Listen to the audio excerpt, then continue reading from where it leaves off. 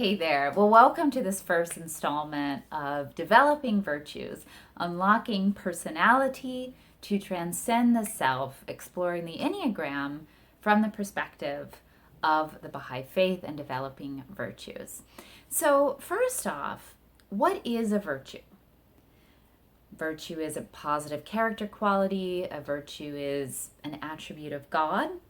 What are some examples of virtues?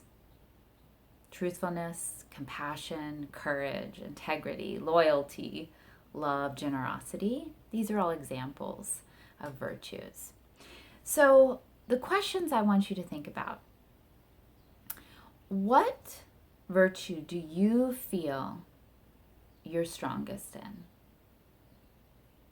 Is it caring? Is it service? Is it honesty at all costs? Is it courage? Is it discernment? Is it joy and inspiring joy in others? Is it excellence? Is it obedience? Is it integrity? What virtue do you feel you're the strongest in? And then another question I want you to think about.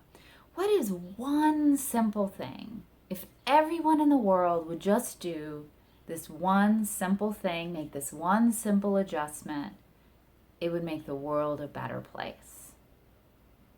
What's your answer to that? And finally, what is one virtue you really feel you could work on? Either because you just know it's not an area of strength for you, or it's that plus you know it would make a big difference in your life if you could become stronger in this one virtue.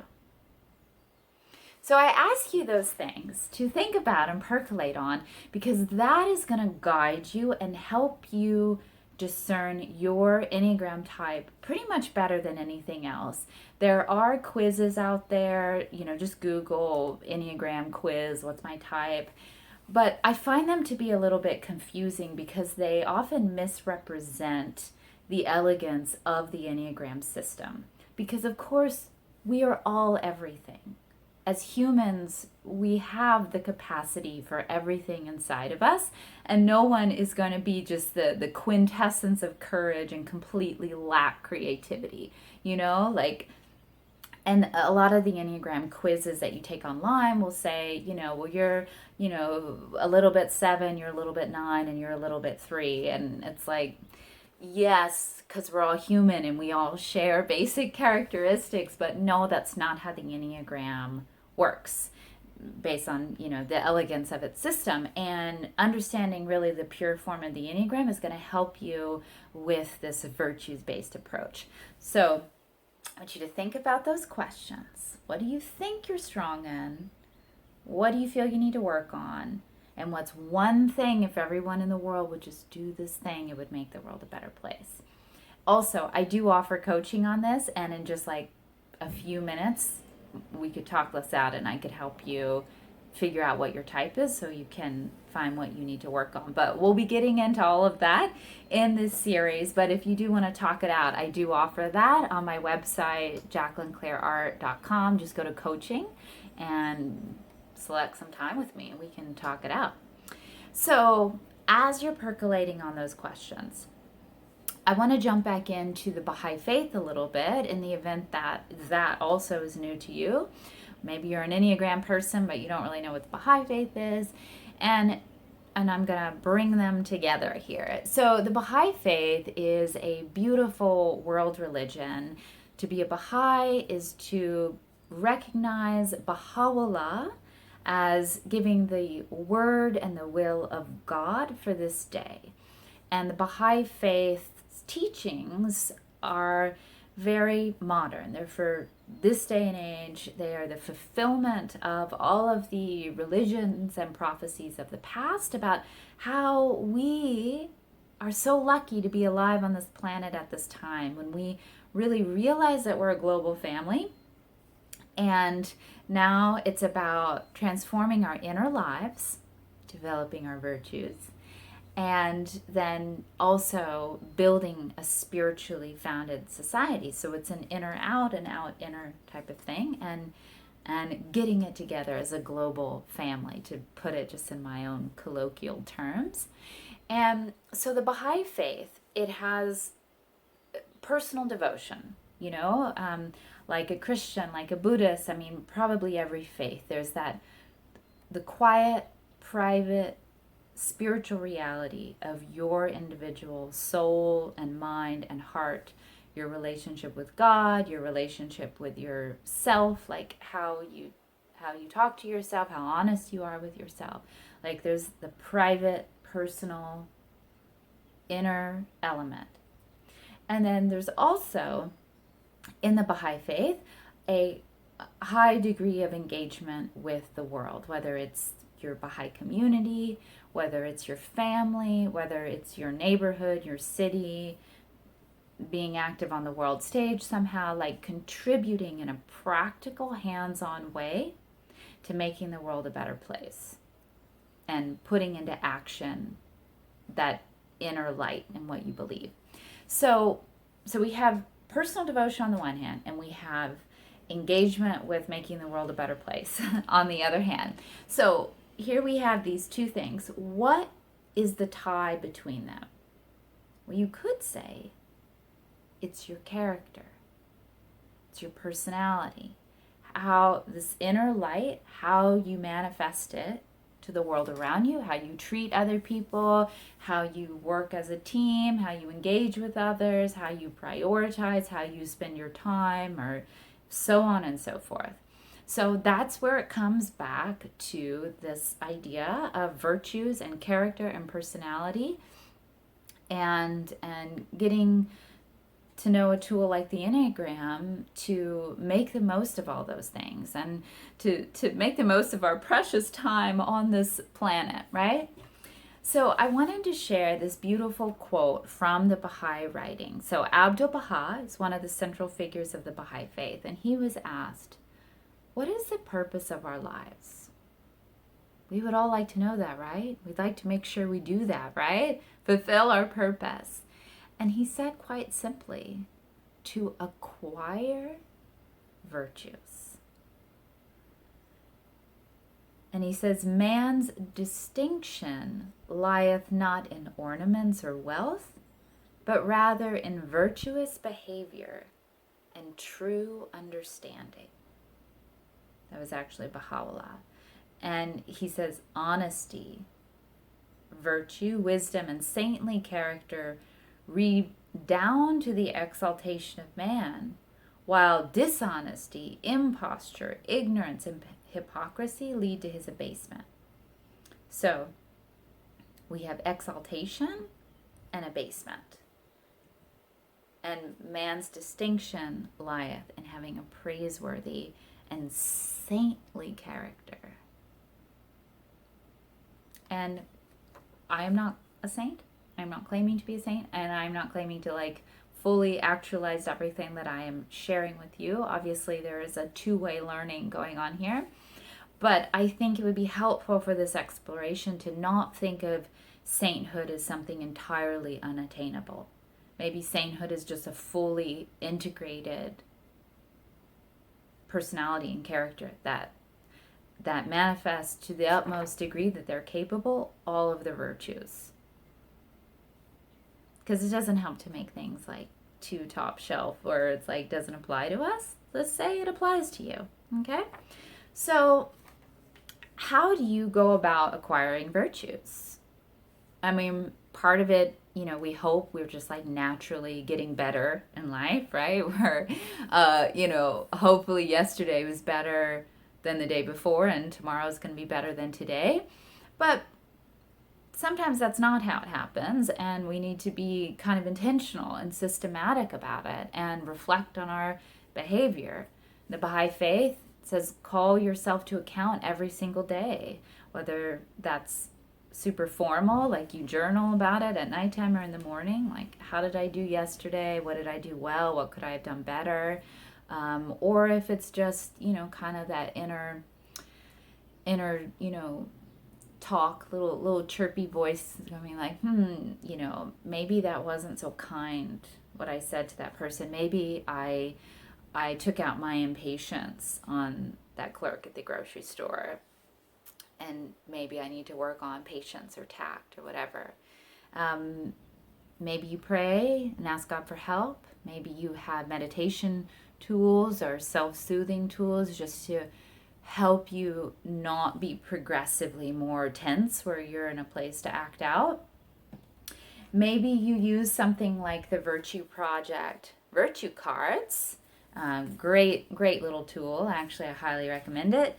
And, you know, you just pick something randomly, or maybe you think about it ahead of time and say, oh, I'm going to work on mercy this week. And it has a little checklist, and you put it on your fridge, and, you know, maybe you do it like that. And these are all really great ways. And I think different tools help different people and apply at different times.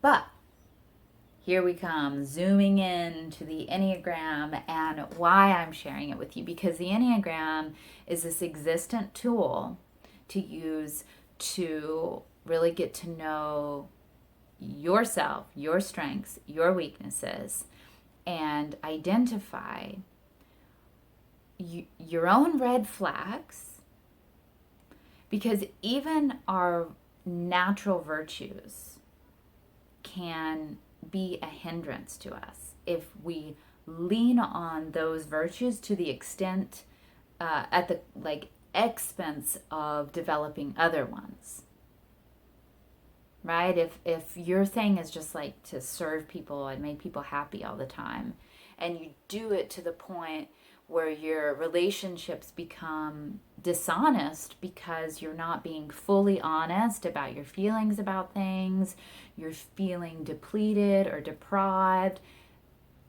you're letting that wonderful strength become a vice. And on the other hand, the Enneagram can also show us what virtues we can focus on that will help us integrate many other virtues kind of effortlessly. I know that sounds like a taunt, but it's true. Like, you focus on your level of integration, your direction of integration or exaltation, like Baha'u'llah said, and it'll help bring all those other virtues along. That's my story, and I'm sticking to it. And ultimately, the point is to develop all virtues, right? That is to have a saintly character. That is to be a fully well-rounded human being. And of course, you know, we're all everything. We are all everything. But I am going to leave you today with this quote, again from Baha'u'llah.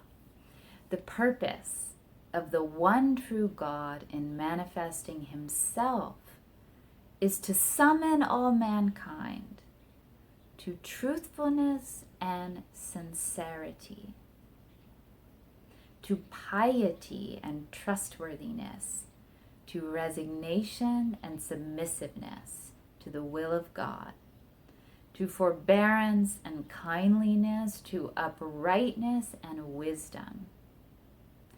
His object is to array every man with the mantle of a saintly character, and to adorn him with the ornament of holy and goodly deeds. In this context, a mantle, though it is symbolic, a mantle is not the shelf over your fireplace.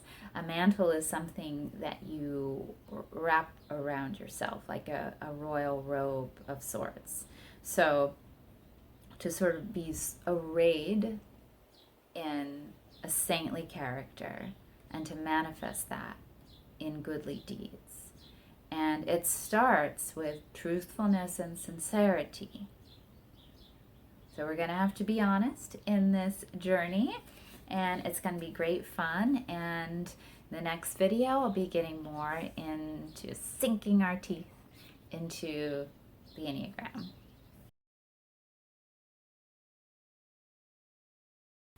So today we're going to be jumping back into what is the Enneagram and getting much clearer about this. Remember your 3 questions from the last video, which are: what virtue do you feel you're strongest in? What is one simple thing if everyone in the world would just do, it would make the world a better place? And what virtue do you feel you most need to work on? We're going to be getting more into those today. So the Enneagram, the word itself means 9-pointed symbol. And strangely enough, the Baha'i Faith also is represented by a slightly different looking 9-pointed star. And obviously, I think that's super cool, and I think maybe there's some mystical meaning to that. However, must be very, very clear, the Enneagram and the Baha'i Faith, besides me talking about both of them, have nothing to do with each other. The Enneagram is actually far, far older than the Baha'i Faith. In fact, we don't totally know where it came from or how it started. So it's just kind of one of those cool coincidences that they have that 9-pointed symbol in common, though for both of them, 9 represents a number of completion. It is the highest number. It contains all the numbers. It contains the 1 and the 0 that is in 10, for example.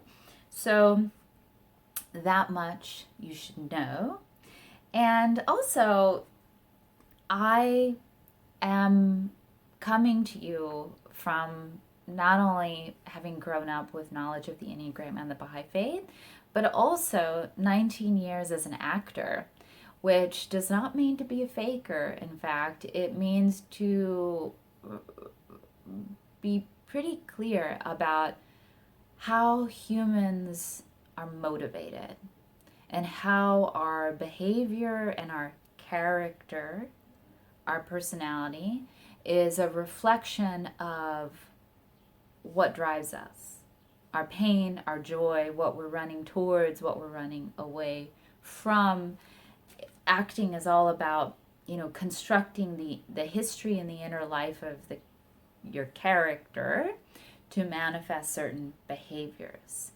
And in acting, and I mentioned this in the last video from a spiritual perspective, in acting there is an axiom that is, we are all everything. Right?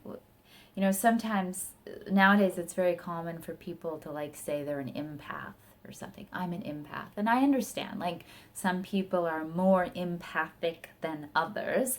But if you are human, you are an empath. Even if you're a sociopath, I think it's just that something is dislodged at heart. You're still an empath. We all have everything. We all have the capacity to be, the worst of the worst, and we all have the capacity to be the best of the best. So just keep that in mind, because you're going to relate to a lot of different Enneagram types because you're human. And there are no good types or bad types. They all have great qualities and they all have bad qualities, and that's part of what's so beautiful about the Enneagram, is that it really shows you how they're interconnected and how different types can help us know our red flags or know what we need to work on. So the Enneagram, it has this mystical origin. We really don't know exactly where it came from. Let me just refer to my notes for a second. And it's not on here. We know that the Enneagram was used by Sufis, and Sufis made a lot of contribution to the development of the Enneagram in written form, and it was also picked up by the Jesuits, and there's a lot of Christian-based literature on the Enneagram, and the Jesuits use the Enneagram to counsel parishioners and that sort of thing. But we really don't know where it started or where it came from, which makes it very, very fascinating, because as you will see, the Enneagram is very simple. It's easy to understand once you get the hang of it, but it's also very psychologically sound and sophisticated. And it totally correlates to Jungian theories and all kinds of other personality theories, but it really predates them. So that is pretty groovy. So the Enneagram, we're not using it as a science that begins with words and ends with words. We're actually going to use this for very practical purpose to make our lives better and, most importantly, like enrich our contribution to the world. How do you know your type? We're going to be getting into that, and I'll give you some prompts to help you figure out what your type is. Again, you can also do coaching with me on my website, JacquelineClaireArt.com. Just go to coaching. It's geared towards art and creativity, but the Enneagram's totally part of that. If you want some one-on-one time with me on Zoom or on the phone, I can talk to you and help you work out some stuff. But we'll be getting into it in this series. But it's helpful to know the Enneagram is not a horoscope. It isn't based on just how the stars were aligned when you were born. Though heredity may play a part, and there may be some degree of chance in there, it's really based on those, precognitive decisions you made based on your upbringing, like from the very, very beginning, like the environment you were born into and the personalities in that environment and the things that happen, and those very early decisions that you made in your socialization about how you were going to lead in life, how you were your best path in your milieu, in your understanding as an infant, really, infant through about a 9-year-old, that phase of life, how you were going to get reward in life and how you were going to avoid pain, how you were going to get love and how you were going to avoid censure or punishment. And this aligns with the Baha'i teachings on personality. So there are 3 sources of character. Man has the innate character, just that package that God gave you when you were born. And I think every parent or anyone who's known an infant, they do come out the gate with some pearls and some rocks that need polishing, like right off the bat. So you have innate character. You have some inherited character, it's in your DNA, and acquired character, which is really what I was describing, which is gained by education. With regard innate character, although the divine creation is purely good, yet the varieties of natural qualities in man come from the difference of degree. All are excellent, but they are more or less so according to degree, right? Aggression has its place. Like, you need aggression to have stamina, to, have initiative, to be able to see things through, to move through difficulties. But obviously, like, the degree and how it's expressed is what makes the difference, whether it manifests in a good or a bad way. So all mankind possesses intelligence and capacities, but the intelligence, the capacity, and the worthiness of men different. This is evident. The variety of inherited qualities comes from strength and weakness of constitution. That is to say, when the 2 parents are weak, the children will be weak. So it's what was manifested in your environment and then how you reacted to what was manifested in your environment. If they're strong, the children will be robust. In the same way, you see this in animals and plants and stuff, like strong constitution breeds strong constitution. So the work that you do on yourself, and this here that we're engaged in, will have generational effects. Whether or not you have children, but especially if you do, you pass that on, but also aunties and uncles and the people you get to just influence in your life. The more transformed and transcendent your character is, you're fulfilling your life purpose. You're making the world a brighter place while you are here, and you are influencing the world for generations to come. So it's absolutely, absolutely a worthy endeavor. So let me dive in and start showing you how the Enneagram works. This perfect circle of humanity. Baha'u'llah has drawn the circle of unity. He has made a design for the uniting of all the peoples and for the gathering of them all under the shelter of the tent of universal unity. This is the work of the divine bounty, and we must all strive with heart and soul until we have the reality of unity in our midst.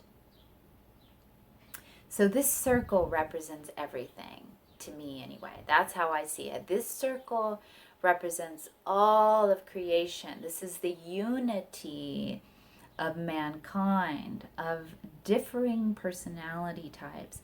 And it is also unity within ourselves. As within, so without. And that is the aim of this exercise here. So we have types 1 through 9.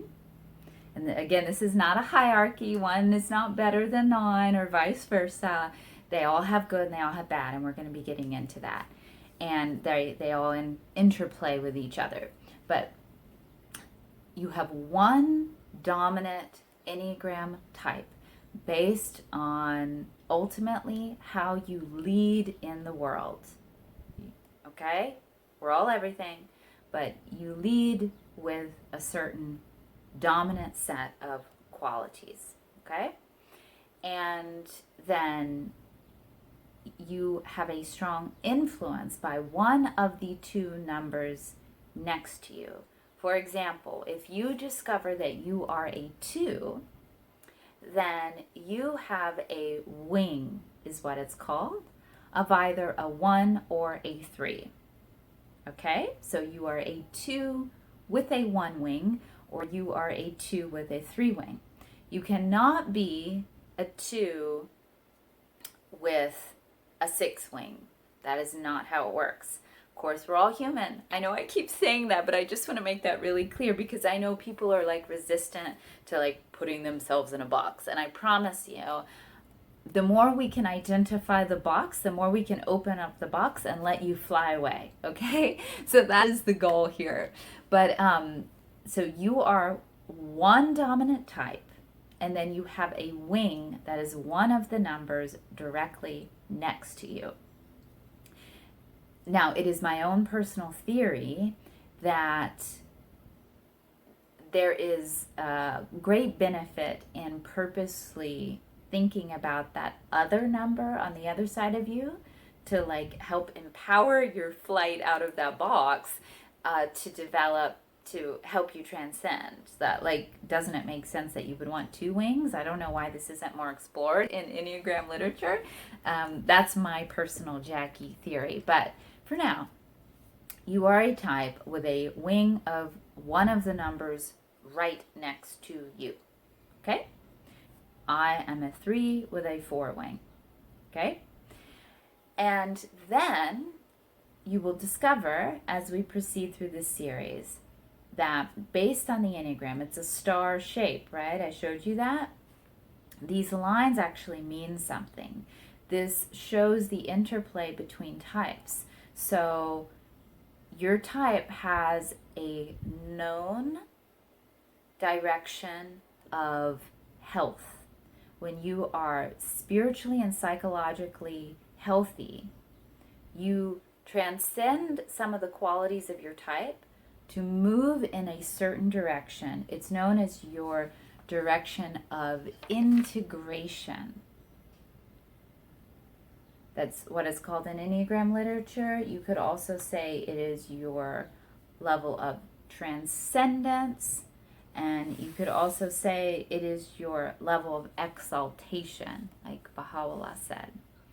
And then you also have another arrow or line coming from your number. And that is your red flag. That shows you your direction of disintegration.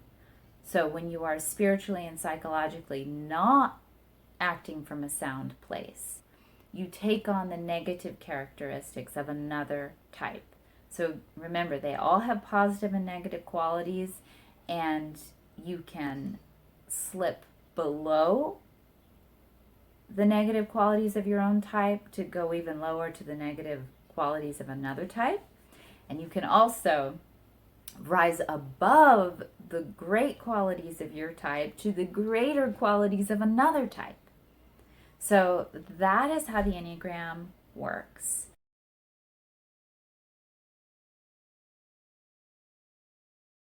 In this session, I will be giving an overview, a psychological overview of all 9 Enneagram types. So I really hope you'll come away from this with a better understanding of what your unique type is. And in the next session, there will be a focus on the virtues of each type. And after that, we'll focus on how to use all this knowledge, and specifically the virtues, to really maximize your growth and also your appreciation of others and your ability to like maximize other people's contributions. So today is a psychological overview, and I just want to remind you that this isn't a parlor game. You know, as we go through the different Enneagram types, you'll likely recognize other people in your life as well. And again, at some point, I think that's really helpful to be able to understand other people's types. You will better understand where they're coming from, what they're aiming for, what they really need, what they have to contribute. But it's not to be like, oh, you're such a this and you're such a that, and I've got you all figured out. You know, let's start with yourself. Start with identifying your unique type and what your innate strengths and weaknesses are, and how knowing that can help you focus on your best direction of health. Okay? Once again, there is no hierarchy. Just because one is called 1 and another is called 8, it doesn't mean that 1 is better than 8 or anything like that. All the types have good and bad qualities, which you will soon learn, and all of the types sort of interplay with each other. So we will also be getting into that more in the next 2 sessions. Alrighty, so let us start with the 1, the reformer, the realist, the idealist. The 1 is all about principle. They have a very strong sense of judgment. If I were to choose an archetype, it would probably be just like a classic old-fashioned judge with a wig on. They have a strong sense of evaluation. Basically, they believe in this sort of platonic sense of perfection. They're perfectionists from the inside out. It isn't necessarily that they want to be seen as perfect. It's that they truly, on some level, believe there is a perfect way to do things. There is a perfect order of things, and they're constantly sort of evaluating whether that's being upheld. So they're very hard on themselves. They, some phrases you might relate to if you're a 1 is that you're really critical of yourself when you make a mistake, or you sort of see the mistake in, presentation you make or something. Like one mistake can ruin the whole thing. You put a lot of work into correcting your own faults, and you believe other people should do the same, and you definitely believe that there's like a right way to do things. And 1s often are like accountants, they have a strong sense of numbers. Like there's no nuance here. It's very clear, right or wrong, black or white, strong sense of rules, not for rules in and of themselves, but in that sense of propriety and structure and that sort of thing. So again, archetypes, the judge, the accountant, the sort of prim math teacher, like there is a proper way to do it. There's a bit of it can be sort of puritanical too.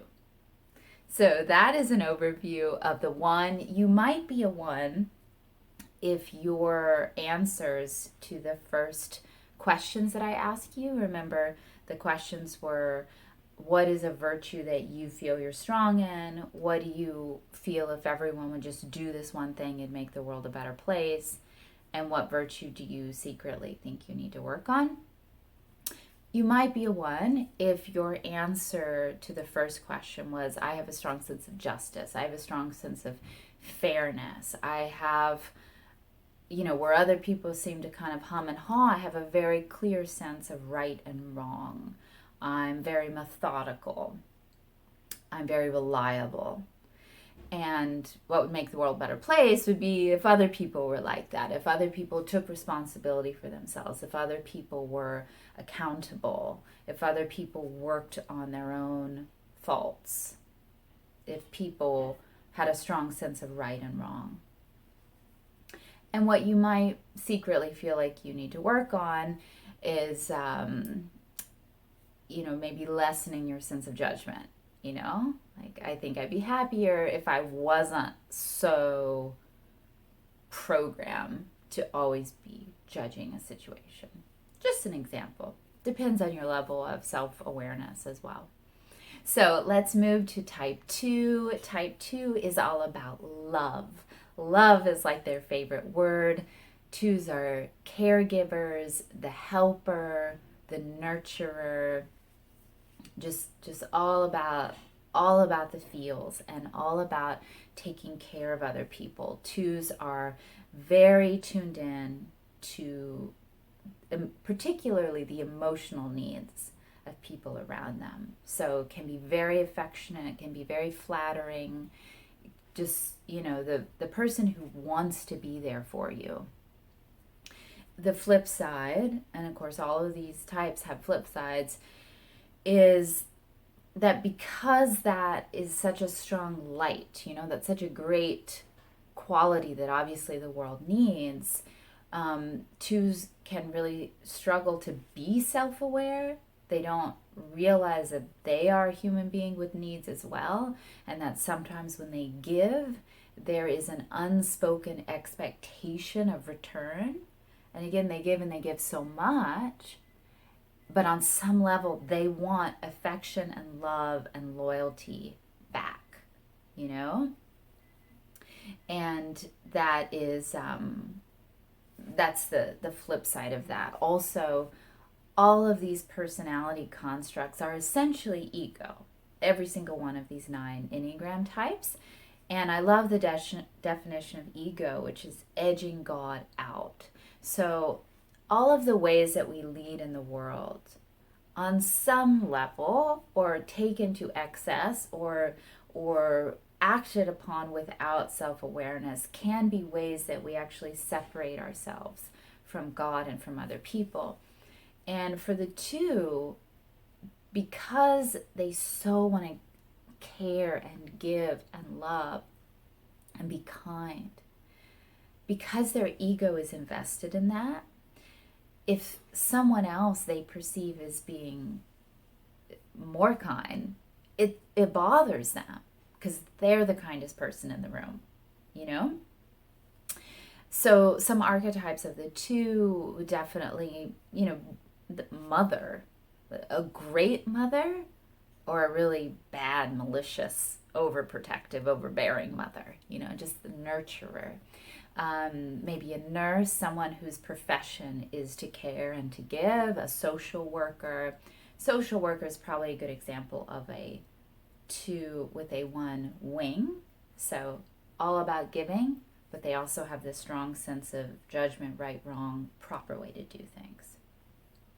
So you might be a 2 if you relate to statements like, a lot of people depend on my care and generosity.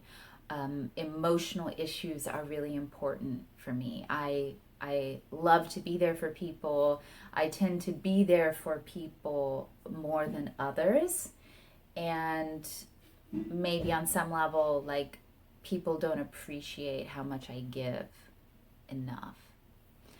And you also might be a 2 if your answer to the question, what would make the world a better place, was something like, if people were empaths, if people were more loving, if people chose love over fear, if people took care of other people, if people just gave more hugs, the world would be a better place. So that's an overview of type 2. Moving to type 3. Type 3 is the motivator, the performer, the role model, the paragon. 3s are great at projection. So whatever their culture admires, 3s like to be that. They like to reflect that back.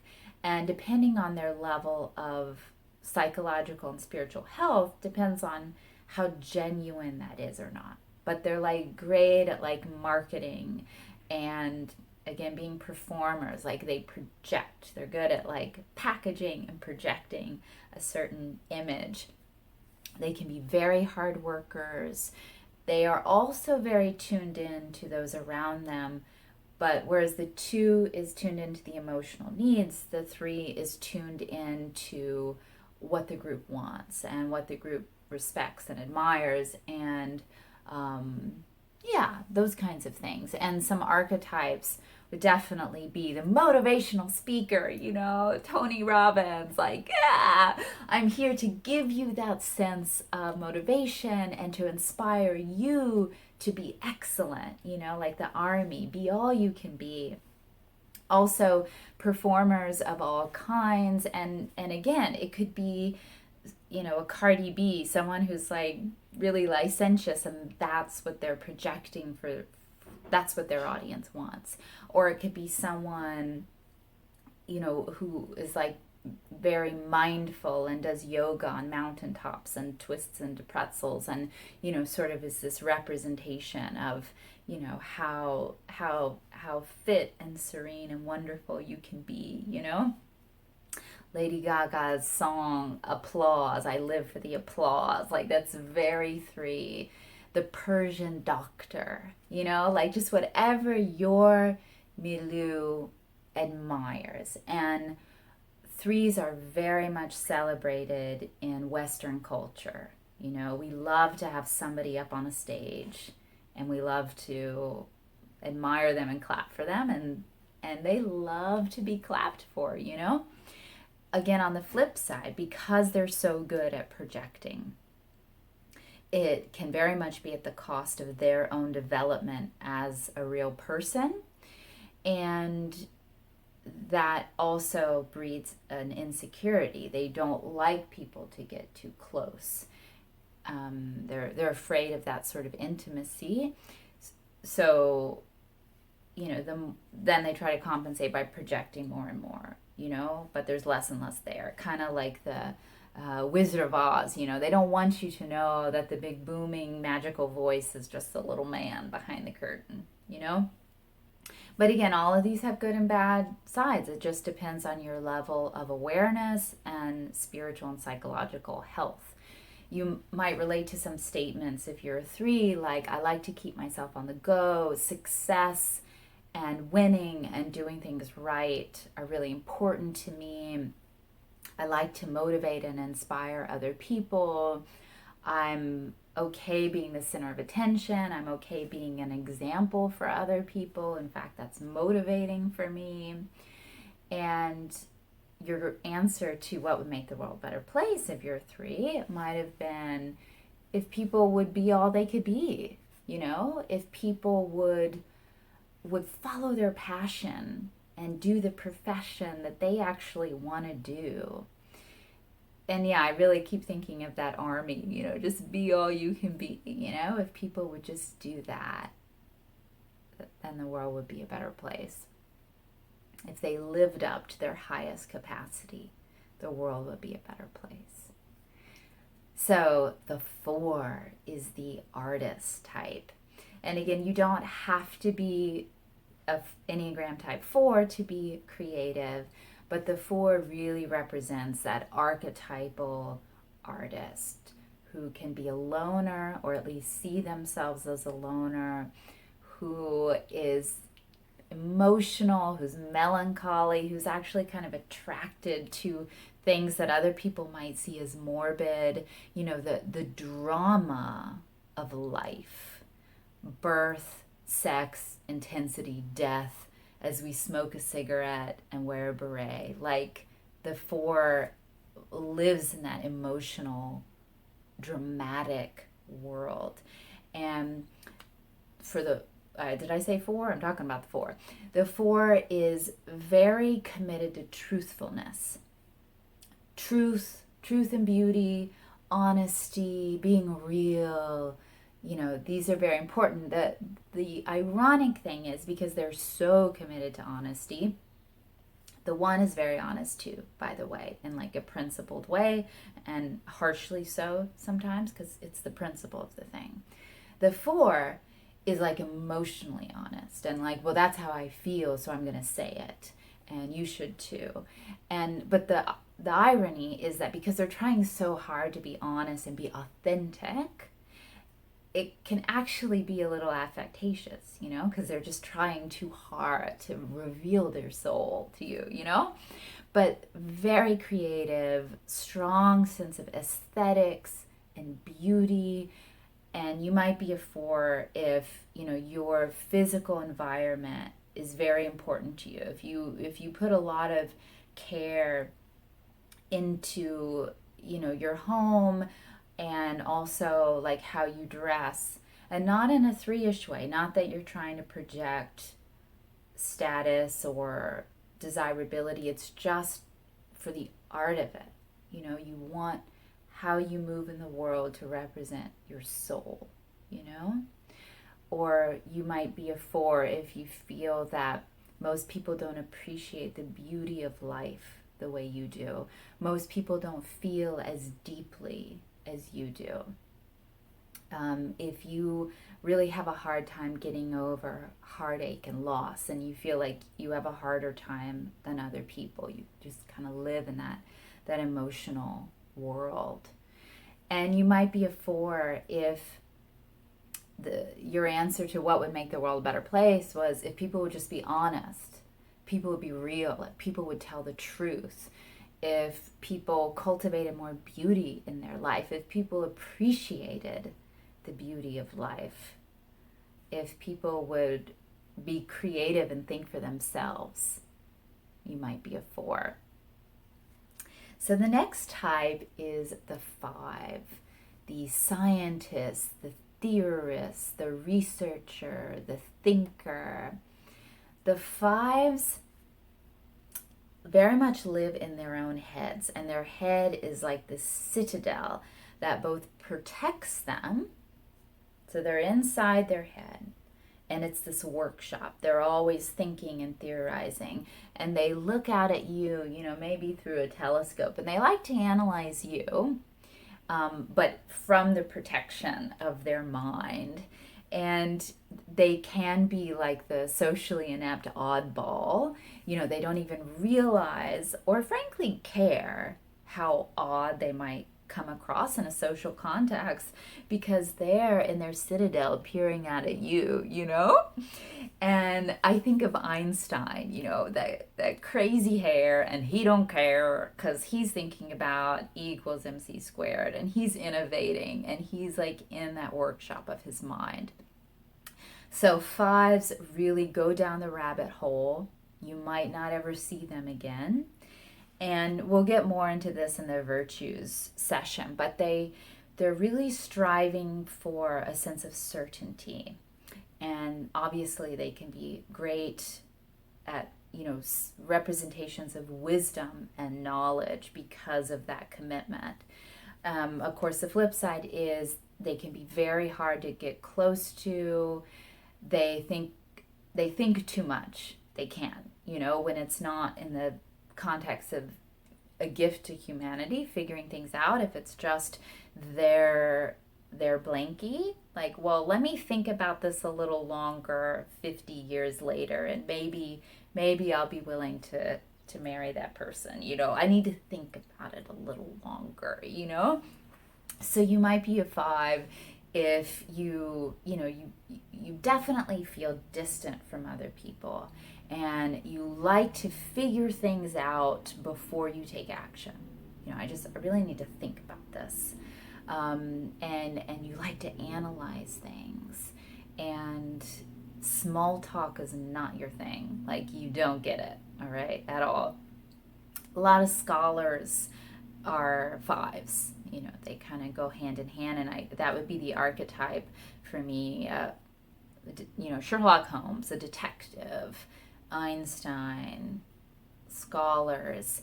I also think of Bob Dylan. I'm pretty sure he's a 4. He's the artist type, but he has a strong 5 wing. You notice the similarity with the hair. You get where I'm going with this?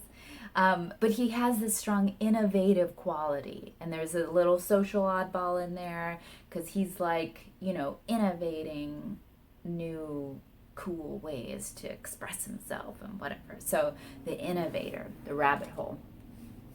And you might be a 5 if your answer to what would make the world a better place was if people would think before they spoke, if people would be certain from the inside out, if people focus on their inner life, their own spiritual life, if they deepened in their sacred texts before they went out and did social action and ran their mouth. If people would just understand things more before they externalized them. And again, if people had certainty over blind faith, or inner knowing, inner experience, as opposed to just like aligning with an ideology and running with it. It's a little abstract, but I think if you're a 5, you live in that abstract world, and I think you'll relate to that. So the next type is the 6. So though our Western culture celebrates the 3, the 6 is actually the most common type. So if you go through this whole thing and you're like, I don't know what type I am, give extra attention to the 6 because that is the most common type. So the 6 is the loyalist, the team player. 6s like to be part of a group. They have a ambiguous but very important relationship and dynamic with authority. Whether that authority is God, whether it is your country and the rule of law and the president, or your father, or whoever is like the authority of your milieu. And 6s, they have like a love-hate with that authority, but they tend to be have a strong sense of allegiance nonetheless. And they really like to commit themselves to an authority and take shelter in the group, so like someone in the military, the army, there's a sense of hierarchy and there is an authority, and you are a member of a group. And 6s don't particularly like to stand out at all. They want to blend in and play their part in the service of the group, in the service of a cause. And though they do have inner ambivalence, and they have a lot of inner fear, because, can I trust authority? I love, I hate, I love, I hate. They sort of soothe that inner ambivalence about whether or not their environment is friendly by taking shelter in the group. And archetypes, again, someone in the military, the army, some branch that has a sense of coalition. Nurses. I mentioned nurses with 2 because of caretaking, but also when there's like a camaraderie and a coalition, and we're a team. And sports are a great example of 6-manship. They really commit themselves, and their loyalty is to the group, and they work well as a member of that group. But it can be sports, it could be the church or your religion, it could be your particular rock and roll aesthetic, it can be the hospital, it can be medicine, it could be the school that you work at. Again, there's different ways that these qualities can be expressed. But if you are a 6, you will probably relate to some of this. And 6s might relate to statements like, I'm basically a middle of the road person, I'm just a normal person, just like everyone else. People used to say that to me when I worked at Auto Show. I'd ask if they have any questions or if I could help them, and their response would be like, oh, I'm just looking around just like everyone else. And like, the fact that they immediately, the first thing they say to a new person is they're blending in an allegiance to a group. Oh, no, I'm just in the group. Don't look at me. It doesn't mean that they're shy. It just means that their sense of identity is strongly tied to the fabric of humanity or the fabric of their group. So I'm basically a middle of the road person. I don't like to stand out, but I work really hard as a team. I love to commit myself to a cause. And we'll get more into this in the virtues, but 6s can be very self-sacrificing, and not in the way of the 2 that's like, mama giving you a hug. It's like they're truly, they will be the pebble that is walked on the path to a higher goal. They're just really willing to be loyal team member, help build the tower or whatever by standing on my shoulder, and I'll just be there as a member of this group to help. So you might be a 6 if your answer to what would make the world a better place was something like, if people would just be obedient, if people would just follow the law, if people would, work as a team, if people would make the extra effort to listen to each other, whatever, to be able to gel as a team, if people were less concerned with their personal gain and would commit themselves to the betterment of the whole world, you might be a 6. Enneagram 6. Okay, so the 7. The 7 is the enthusiast. They are full of energy, they're full of hilarity, they're full of storytelling. 7s always want to be having a good time, and they want to inspire that good time in other people. And of course, the flip side of that is that they're always trying to avoid pain. But let's have a good time. Let's be happy. Let's, do fun things, because they're running from pain and quiet and solitude. But they're great fun to be around. Again, they give that sense of joy and fun to other people. They're very high energy. They use a lot of exclamation marks in their communication. And archetypes I think of like a comedian, there's that core of pain, but they want to be having a good time, and they know how to spark that hilarity in you, and they can help you see the fun and the ridiculousness in life. I think of a flamethrower. I think of a Chris Farley, someone who just like can't get enough life, And he's a great example of the dark side of the 7 is not only that they're running from pain,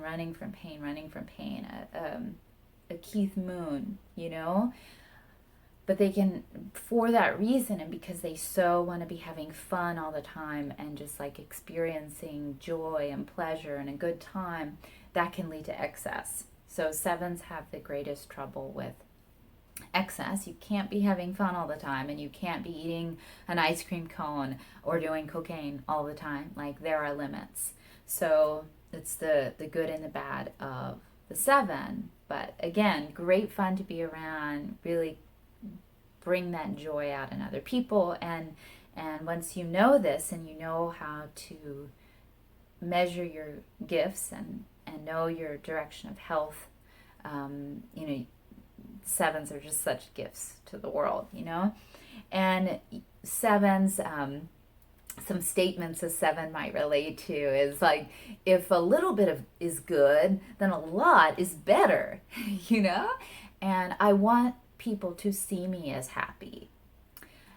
Sevens also have a pretty gracious attitude towards other people. Like, they're not very suspicious. They really kind of take people at face value and like, hey, you want to be my friend? Let's go to the mall together.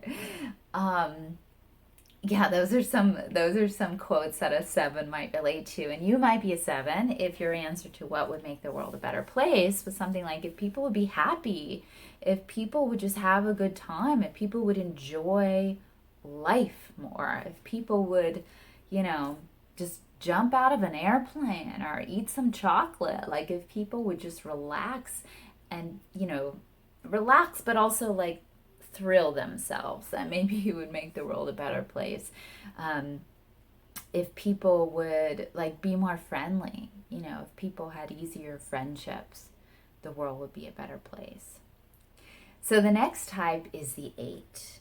Eight is the fighter, the leader, the combatant, the boss, And eights are all about strength and power and will, And a lot of people struggle with the eights, and I'll mention this a few times, because the eights are aggressive.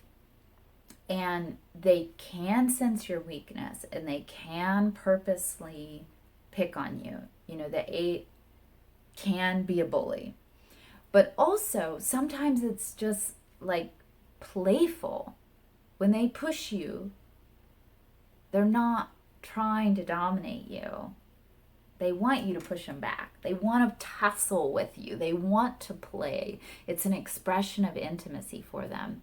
And if you're not going to play, then sure, they'll dominate you, But if you fight back, they'll respect you, And a lot of people don't understand this because eight is not a real common type, and most people aren't extroverted with their aggression. So it's like, oh my gosh, this person is mean or dominating or they're a bully, whatever. Or you don't have it in you to like want to fight back, and that's really what the eight is after. But the eight is a tremendous leader. Classic old-fashioned ideas of courage and valor and fighting for a cause, and very protective. It's really great to have an eight in your corner, because they will defend you and protect you and fight till the bitter end, And you might be an eight if you relate to statements like, most people create their own problems. Most people create problems by being indecisive or wallowing in their emotional life. I'm a very decisive person. I like to take charge. I like to get things done. I like to see things through. These are statements an eight might relate to. You might be an eight if your answer to what would make the world a better place was if people stood up for what they believed in. If people actually put action to their beliefs, if they actually defended the oppressed, etc., etc. Last type is the nine. The nine is the peacemaker. They are all about tranquility and unity. They can be very ambivalent, and that could be bad. It could be frustrating, like, well, what difference does it really make? I'm just going to go take a nap. But they can also be wonderful mediators. They can help inspire that unity and peacefulness in other people. I've had a lot of friends that are nines. Like, they're really nice to be around because they're just so relaxing and chill and patient. Similar to the five that isn't fully here because they're living in their head. The nine isn't here because they're sunbathing on a cloud somewhere in La La Land, So very chill, very peaceful. Ironically, they can tend to narcotize because it's kind of like peace at all costs, you know? They have very low tolerance for not peace. And they, yeah, so they'll do anything to maintain their peace. And it can be very frustrating for other people because it's like, oh, we were supposed to leave, 10 minutes ago or an hour ago. And it's like, oh, really? But again, wonderful vibe of not taking life too seriously and seeing all sides of something, and we can work it out, just be patient and it'll work out. It'll work out itself. You might be a 9 if you relate to, why stand when I can sit and why sit when I can lie down. Also, if you feel that most people get too worked up about things, that things tend to work themselves out. 9s also have an issue with passive aggression. They won't confront you, but they'll get back at you by forgetting your birthday or dropping the ball in some way. And 9s tend to wait till the last minute to do things because that little extra bit of fire, that pressure actually helps them accomplish things.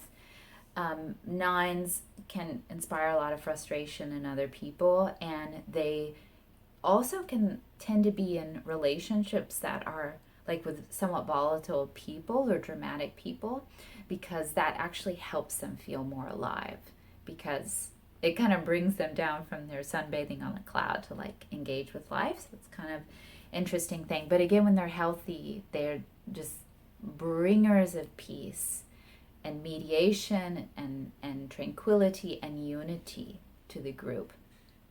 And you might be a 9 if you took 3 years to come watch this video. If you were like, oh, that sounds really interesting, I'll get to it one day, and you're here 3 years later. You might be a 9 if you feel the world would be a better place if people would just see themselves as one human family, if people would just recognize their interconnectedness, and if people would not take life too seriously, if people would just be more patient, if people would just prioritize peace. So that's the psychological overview of all 9 Enneagram types. And I hope you have a better idea what your unique type is. And in the next video, the next session, we'll be getting into the virtues and the gifts to humanity of each type and how to make the most of that.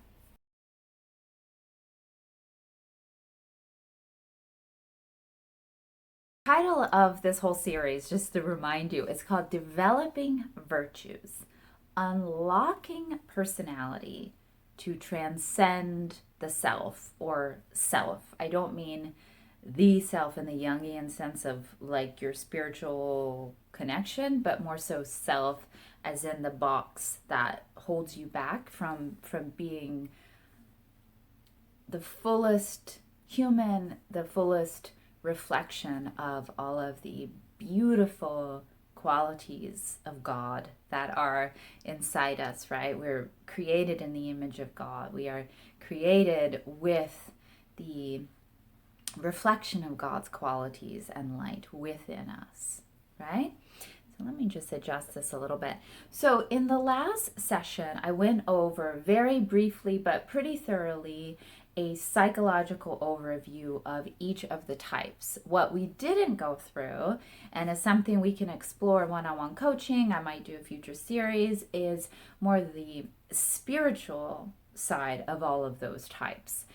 Because how we lead in the world has a lot to do with our relationship with God and with ourselves. And our personality is essentially ego.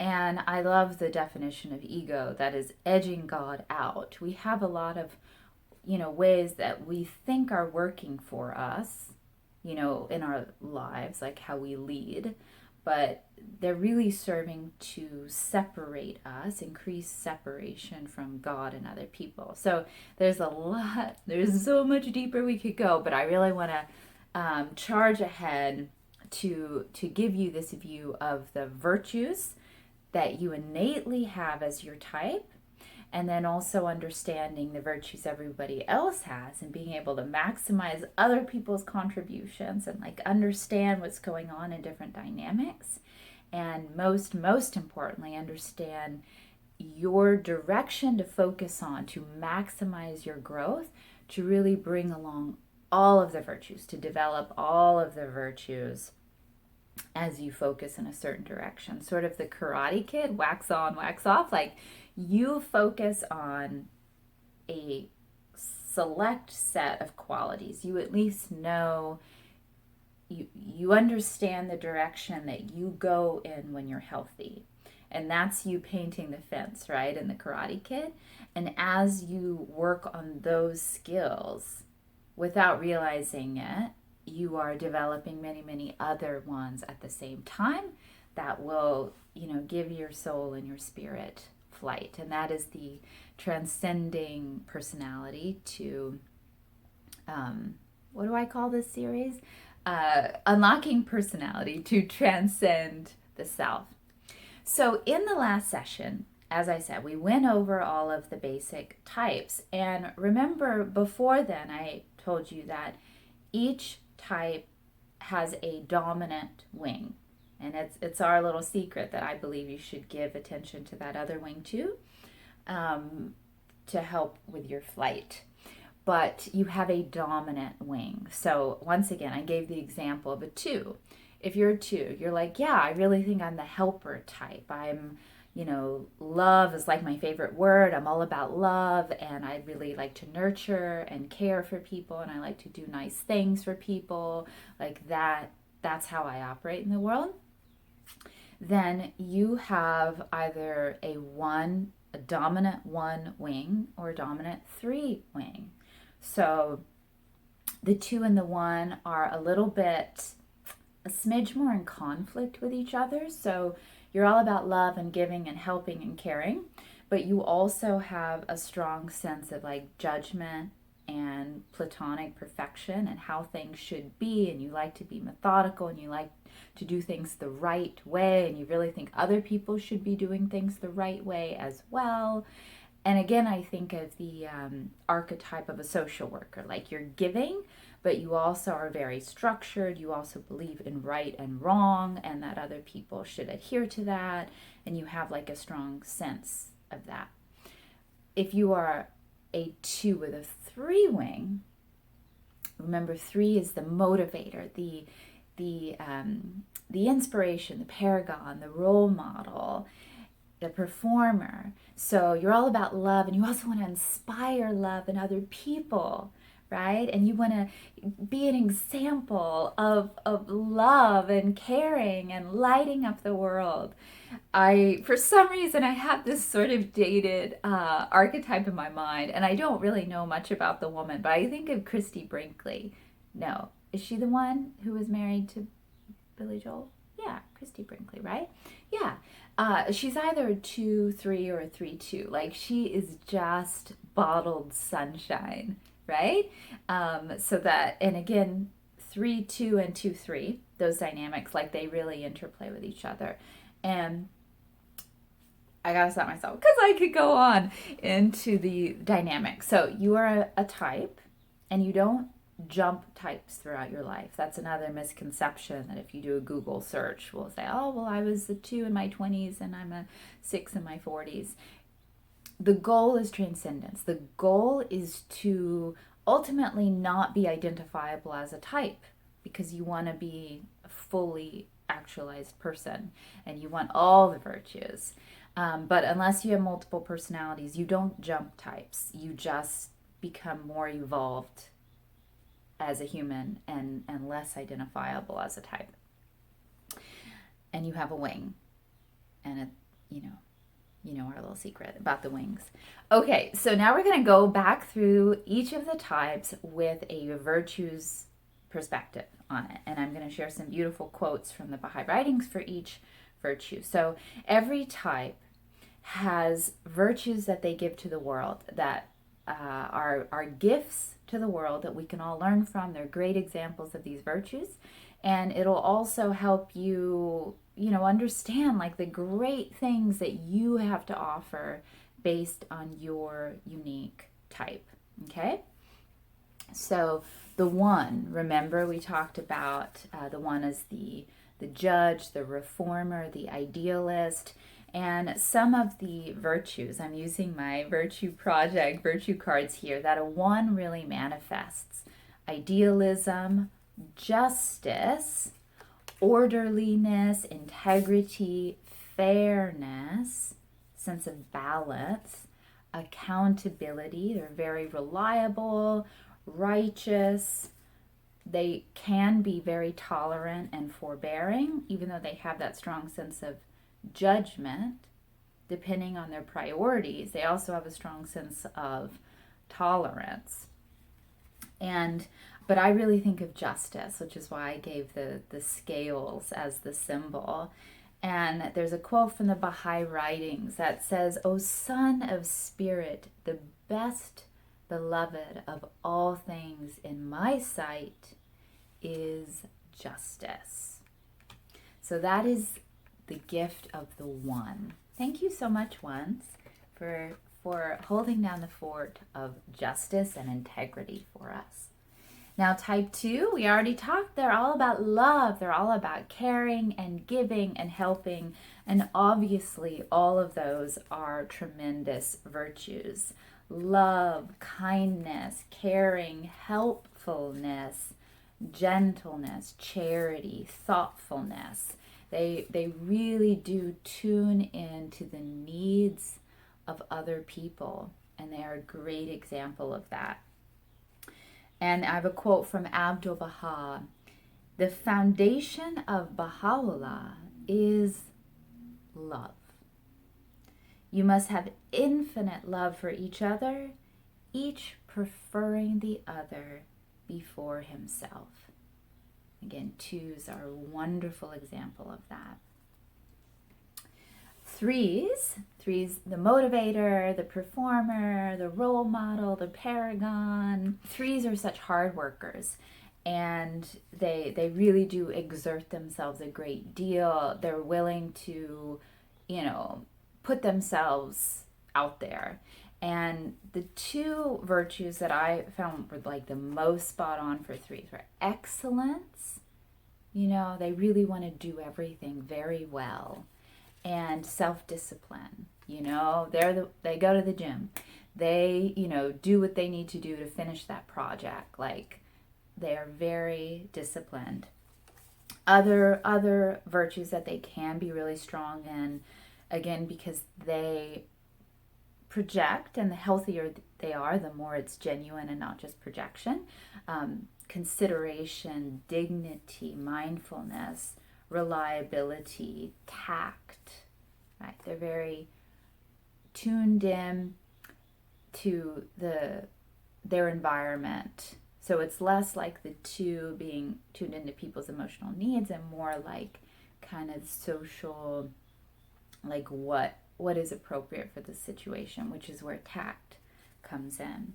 So a quote I have for the three, again, the rah, rah. "Make ye a mighty effort that in every kind of excellence the people of God shall surpass all other human beings." And again, threes aren't afraid of that idea, like, yes, I want to be the best I can be. That both outwardly and inwardly, they shall prove superior to the rest. That for purity, immaculacy, refinement, and preservation of health, they shall be leaders in the vanguard of those who know. Okay, leaders in the vanguard. That's the three. So next we have the four, the artist. Drama, melancholy, beauty, aesthetics, creativity. These are some of the qualities of the four. And from the virtue cards, truthfulness. They're very, very truthful, as the one is as well. But yeah, truth and beauty, man. Like, that's what the fours are about. They can be very independent, and they give us an example of that. Creativity, honesty, beauty, sincerity, and openness. Can be very receptive, very open-minded. So a quote I have for the four: truthfulness, you know how it goes, is the foundation of all human virtues. Without truthfulness, progress and success in all the worlds of God are impossible for any soul. So, truthfulness, creativity, a susceptibility to beauty. These are the virtues and gifts that the four gives us. So next is the five, the theorist, the thinker, the researcher, right? They go deep into the rabbit hole, and I'm learning a lot more about Carl Jung right now. And, you know, in terms of like God and spirituality, and I'm sure this applies to many other topics as well, he believed in certainty, not in blind faith, but rather that you should know something from your own experience. You should experience your connection with God, and then you know it's real, right? And to me, that's very five. They're very much about certitude. That's why they go into the rabbit hole, because they want to be certain. And again, we need that so much. And the sciences and there's all kinds of science, stats and, medicine and everything. So certitude, wisdom, simplicity. They pare things down to their essentials. Discernment, perceptiveness. And a quote that I have for the five: every individual member of humankind is exhorted and commanded to investigate reality for himself. Investigation of truth and reality. That is the virtue gift of the five. So six, remember, is the loyalist, the team player. They work well as a member of a group. They don't really like to stand out. I'm just pretty much a middle of the road person. But, it's so important because we're all little tiny drops in the ocean of humanity, right? And the more we can work together, the better. So sixes are a great example of that. And some of the virtues that I picked for that type: fidelity, humility, trustworthiness. Like, once they're on your team, they're on your team, friendliness, modesty. I'm pretty much just a middle of the road type of person. Service, and the two is about service too, but the two, it's the six is actually a lot more self-sacrificing, like self-effacing. They're really happy just to blend in and play their little role in a much bigger machinery. Humanity, cooperation, loyalty. And the quote from the Baha'i writings I have for the six: be ye as the fingers of one hand, the members of one body. And sixes really embody that for us. They embody that. Get it? So seven, remember, seven is the enthusiast, right? Sevens, bring us joy and hilarity, and they want things to be fun, and they want people to be happy and not spend too much time, wallowing in their emotional whatever. Like, let's have a good time. Let's go to the fair, And again, wonderful, wonderful fun. And some of the qualities that the seven really gifts to humanity: awe, zeal, cheerfulness, enthusiasm, joyfulness, optimism. And a quote for the seven: joy gives us wings. In times of joy, our strength is more vital, our intellect keener, and our understanding less clouded. And see, this is something that the 7 innately knows, right? And this is the 7's gift to the circle of humanity. So next we go to 8. And 8 is the leader, right? The leader, the fighter, the combatant.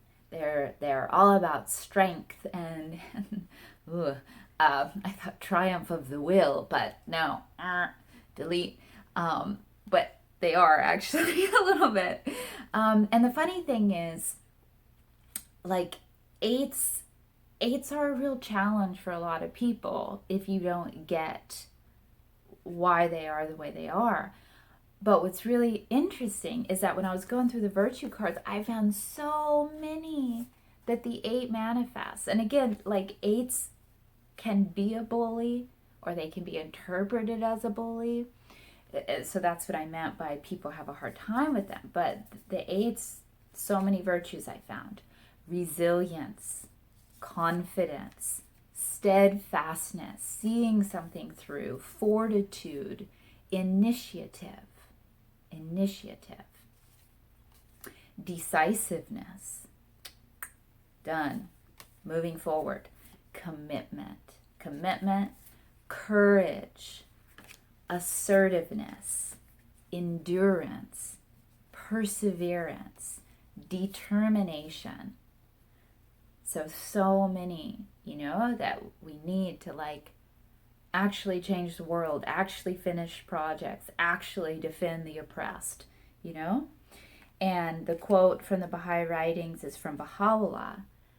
And here's where we have, like, when you have spirituality at the core of your being, the source of courage and power is the promotion of the Word of God and steadfastness in His love. So when all of those qualities of the 8, rather than serving the ego, when they're serving God and humanity, they're such beautiful qualities. So that is the 8's gift to us. Last but not least, we have the 9, the Peacemaker, gone fishing, peacemaker, peace bringer, chillax, lovely air of peace and calm and tranquility about the 9s. And again, they can wonderfully mediate and inspire that in other people as well. Like, don't worry, be happy. There's really not much to get worked up about. It's all going to work out. And so the 9s can be great manifestations of sincerity, peacefulness, unity. We're all in this together. Let's remember that. Let's work this out. Unity, detachment. Don't take it too seriously. Patience, flexibility, contentment. And the quote I have for the 9, be in perfect unity. Never become angry with one another. Love the creatures for the sake of God and not for themselves. You will never become angry or impatient if you love them for the sake of God. So this is the gift that the 9 gives us. So back to the questions that I asked you. What virtue did you come into this project feeling like you were strongest in? I'm really caring, I'm really loving, I'm very responsible, I'm very friendly, I'm courageous, I'm very truthful. Think about it. What was your answer? And that'll probably guide you a lot as to what type you are. And then what do you feel if everyone in the world would just do this one thing? It would make the world a better place. If they would take responsibility for themselves, if they would listen to other people, if they would have courage, if they would just, be peaceful and see everyone as one. if they would just try to be the best version of themselves that they could be, if they would just be nice to other people. Again, these can guide you to what type you may be, like how you think other people should be to make the world a better place is a really good indication of your type. And also what virtue you feel you could really work on. You know, well, I could really use some patience. I could really use some acceptance of other people. Again, that kind of shows you maybe the shadow, like that you sort of innately already knew that you need to work on. So in the next session, I am going to be showing you how these types interact with each other. Again, we're all everything, and the Enneagram is that star shape, and those lines aren't just like woo-woo geometry. They actually show us in this really unique system of the Enneagram how the types interplay with each other, and how knowing your type, you can know your red flags and then know your direction of health and what you want to work on. All right, so I'll catch you in the next session.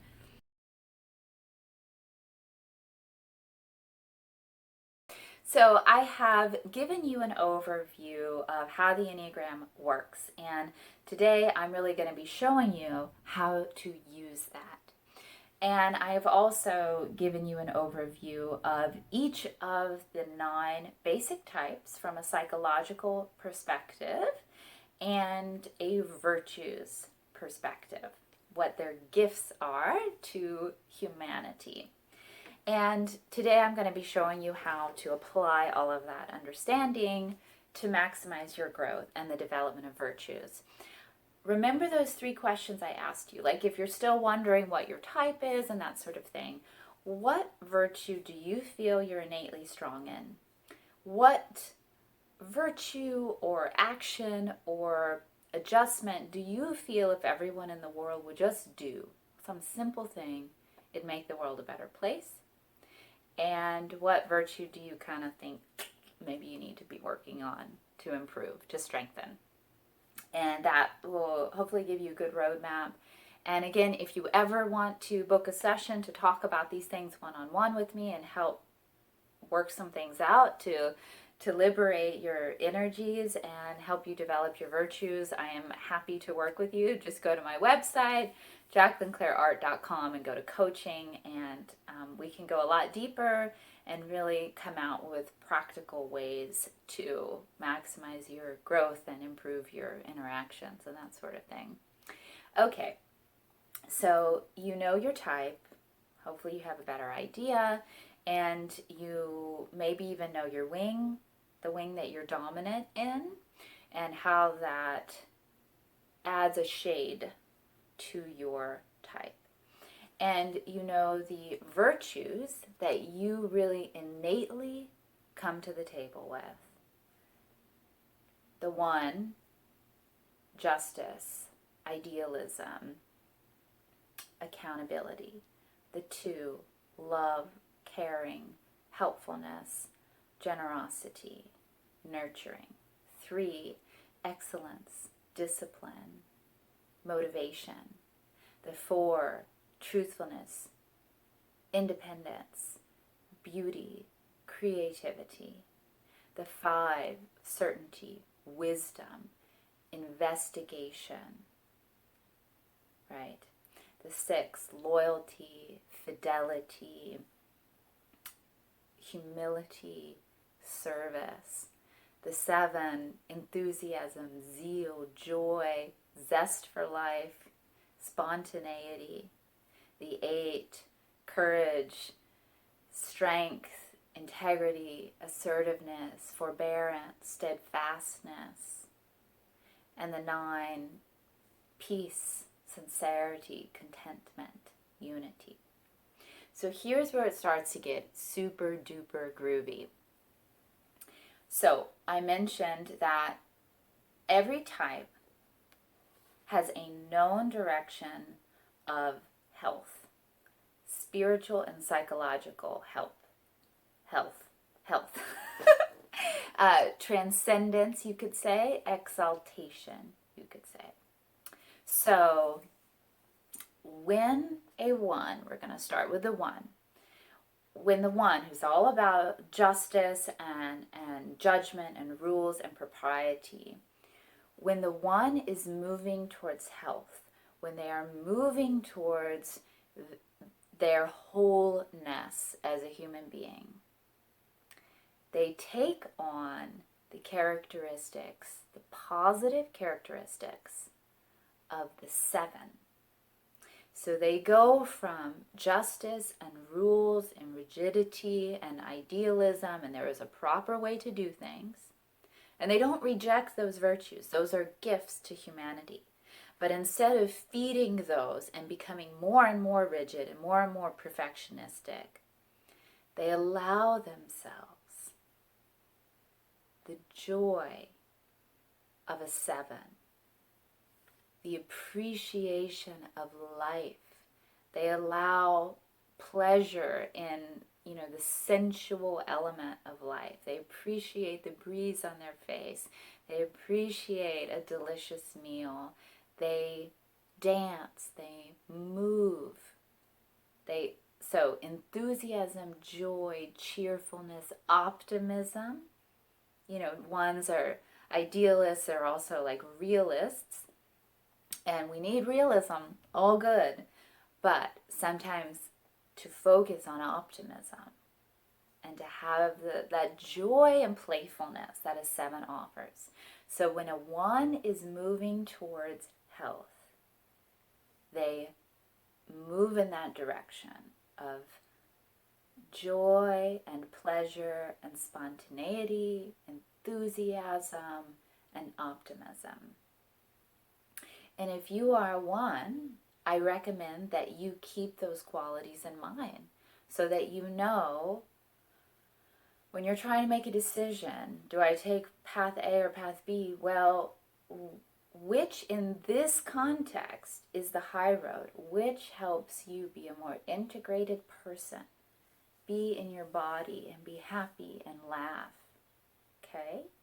So that is the one's direction of health. So now that we're at seven, let's just go from seven. So seven, they're all about spontaneity and joy and fun and whatever.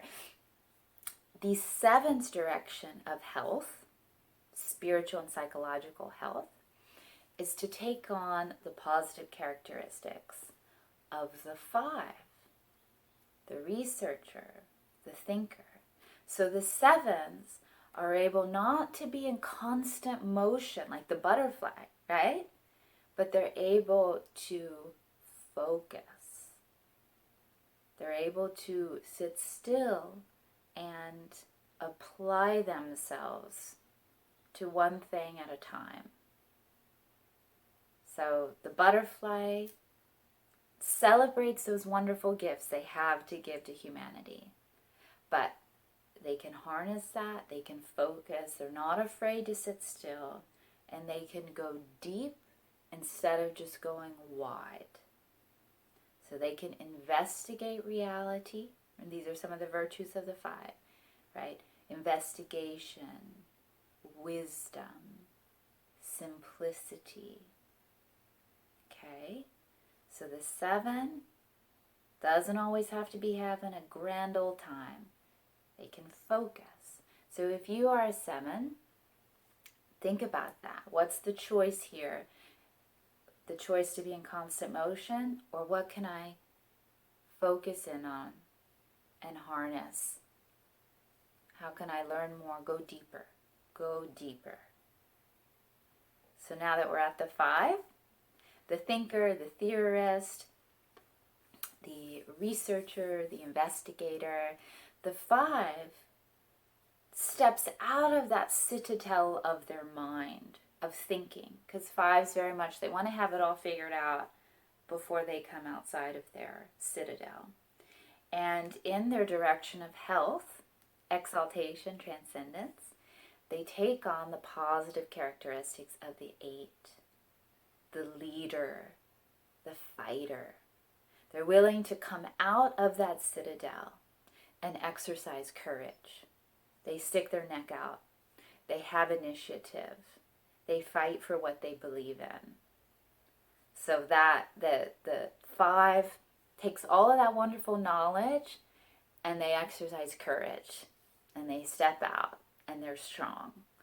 So if you are 5, when you're at that point where you're like, you know what, I think I need to think more, maybe ask yourself, is that true, or is that just my shtick? And is it actually time to exercise courage and to come out and share what I've learned or what I believe or fight for a cause? Just think about it. That is the 5's direction of health. They go from the inner sanctum of their mind and they come out and they're willing to lead and be courageous. So the 8, right? They're fighters, man. They're courageous, they're assertive. And when the 8 is moving in the direction of health, they take all of that willingness to butt heads, that combativeness, that courage, that tooth, and they apply it to the positive qualities of the 2. So they take all of that raw fire and they use it to take care of other people, to protect the oppressed, to fight for the oppressed, to take care of the needs of other people.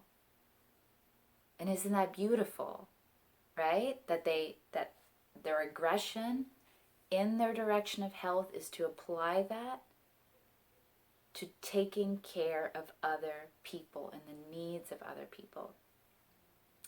I don't actually know that much about Mother Teresa as far as like who she was. I just really know the archetype and symbolically what she did with her life. But I used to think she was like the best example of a 2. But I actually think she was an 8 that went to 2, because she obviously was one tough cookie. She didn't have an easy life, So taking the ability to see it through and channeling that into complete service to other people. So if you are an 8, you can think, what do I want to be applying my energies to? My own advancement, or taking care of other people and upraising other people and defending other people? So now that we're at 2, the 2 is all about giving and service and love. It's all about love. The 2's direction of health is actually to go to 4 and become much more self-aware. They become more aware of their own motives. They become aware of their own emotional life and their own emotional needs. And they nurture some of those own needs through self-awareness and paying attention, through, honoring and giving that space, rather than, oh no, it's not about me, it's all about serving other people. They were like, oh, I need to spend some time with my heart and soul. And not, without expressing it, expect other people to serve those needs back to me. But really, be aware of my own needs. And also to practice creativity. The 2 can, becomes, when they move towards 4, more self-aware, more self-possessed, more nurturing of their own emotional life, more honoring of their own emotional life, emotional needs, their own pain, and also practicing creativity and nurturing that part of their soul. And the 4, we've come full circle, so to speak. The 4, who's all about feeling and drama and beauty, emotion, beauty, drama, and truthfulness. The 4 takes that emotional soup that they live in and they transcend that to go to the 1. And they're dominated by principle. Rather than doing what I feel right now, which is sleeping in and smoking a cigarette or whatever. I'm going to go to principle and, I'm going to get up and do this thing. I'm going to finish that project. I'm going to be willing to have that conversation with that person because in principle, that's the right thing to do, right? So instead of just like living in that beautiful creative chaos of melancholy and whatever, like I'm going to be principled. I'm going to choose what's right over what's wrong. Like they become dominated by principle rather than just living in their emotional life. And then we also have this triad here with the 3, 6, and 9. So the 3 is, remember, the performer, the paragon, the motivator, the role model. Give me the spotlight and clap for me. And when the 3 is healthy, they apply their excellence and their discipline and their willingness to, stick their neck out in a certain way. And instead of those qualities serving themselves, they move to the 6 and they use all of their virtues to serve others, to serve the group. And that group could be their family, it could be their corporate culture, it could be their religion, it could be their country, it could be the whole world. It's like, I'm going to use those qualities of excellence and initiative and self-discipline. And rather than it be so that I get awards and attention, I'm going to apply those to serving the good of the group. So a 3 can really focus on, the choice that represents loyalty and fidelity and humility towards their ultimate authority, which hopefully is God. Right? When I'm faced with 2 choices, which is more loyal to God? Which is serving the betterment of the whole of humanity, the whole of my community? And the 6, can be very self-effacing and all about service and just, playing their part. And the 6 also, as I told you in the psychological version, the 6 has a lot of ambivalence. They have a lot of like constant fear, which is part of like why they take shelter hiding in the group, the anonymous group. I am in this group. I don't want to stand out. I serve this group. I serve this cause to try to heal their anxiety and their ambivalence. And the 6's direction of health is to go to 9, where they transcend their anxiety and their ambivalence. And they go to the peace, the genuine peace of the 9, where they have faith and patience. And rather than identifying with their group, their clan, their country, their sports team, their band, their branch of the military, their religion, rather than identifying just with their group, they really see the oneness in all things. They know that we are all individual drops in the ocean, and there's no need to be like, well, I'm over here, I'm on the East Coast, like they see the oneness in all things. So they transcend their anxiety and their ambivalence, and they take on the peace and the contentment, the certitude, the serenity and the unity of the 9. And the 9, on the other hand, the 9 transcends their detachment and their sort of laissez-faire. Why stand when you can sit, and why sit when you can lie down? Their direction of health is to transcend that and actually move to 3. And they're willing to arise and be the best version they can be. And they're willing to stand out a little bit and they're willing to exercise discipline to be a role model, to even if it's just being a role model of what they believe, they step up to the plate, so to speak, instead of just lying back and taking a nap. So that represents the direction of health for each type. And there is also direction of unhealth, okay? So that's probably a whole other conversation. It's basically backwards. So the principled 1 goes to 4. They feel very special and like no one understands them. The 4 goes to 2, and they feel like sort of emotionally entitled and like other people owe me. So they take on the negative traits of every type. The 2 takes on the aggression of the 8, and it becomes like Stephen King's Misery, like very scary stuff. The 8, who's all like combative, they go to 5 and they become very neurotic, and so like a neurotic tyrant. It's very scary. And again, this is like deep unhealth, right? But at least you'll know your red flags.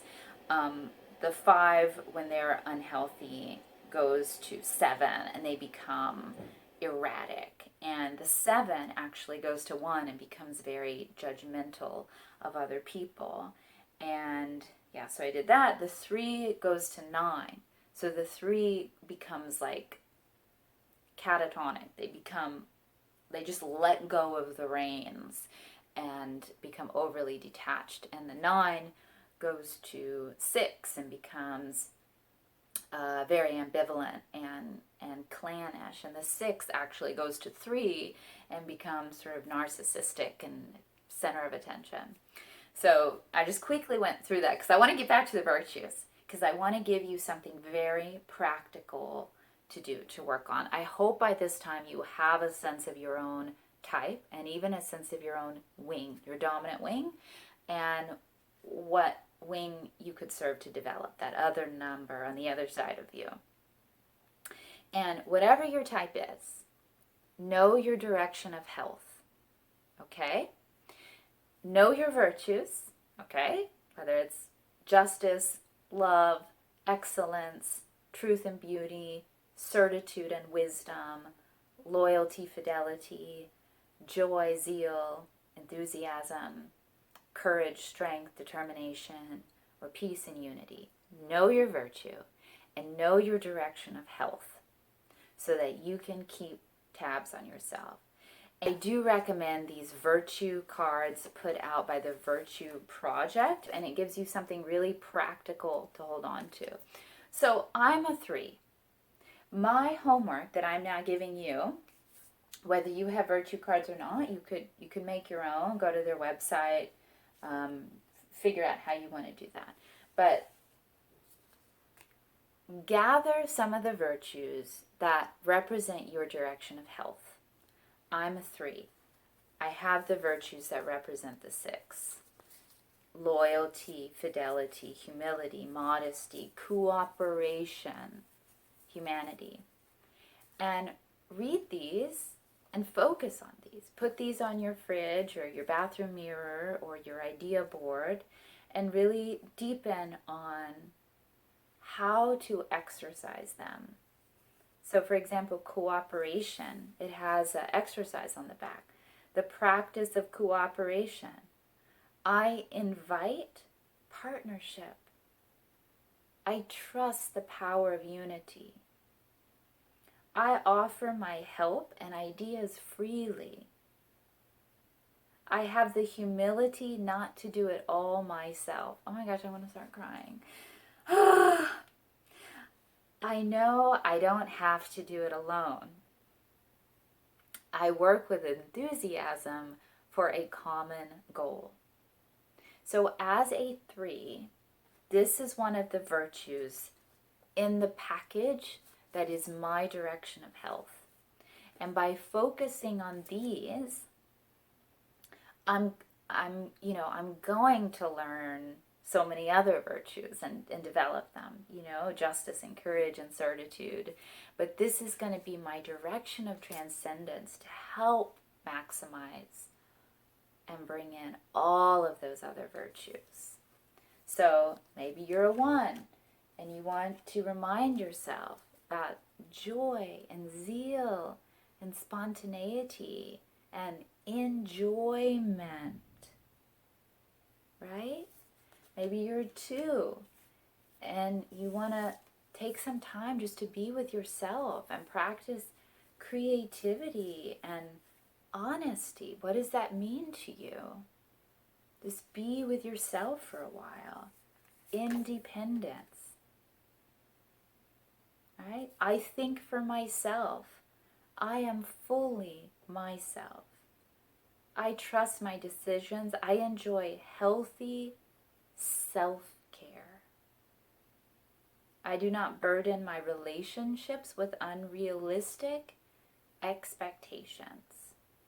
I balance intimacy with self-reliance.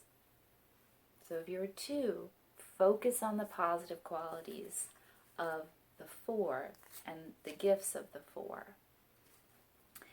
And, I mentioned this in an earlier session. In the Baha'i Faith, there's a recommendation to bring yourself to account every day. So now that you know these things, you know your virtues, you know your direction of and you know your direction of you can evaluate your behavior each day based on how you're doing with those qualities. And practice, okay, I forgot. I really need to be focusing on the positive qualities of the 1, for example. So how can I be more principled? How can I let justice and principle rule instead of my emotional life? If you're a 4, for example. So thanks so much for taking this journey with me. I hope this is helpful to you. If you have any questions, feel free to just, drop them in the YouTube chat or contact me on my website. If you'd like to go deeper into the spiritual psychology of this and deeper tools for understanding how you operate and how to liberate those qualities, please book a session with me. I'd love to work with you. And yeah, subscribe, like, all that groovy stuff. And I wish you the best for playing your part in making this whole world a better place.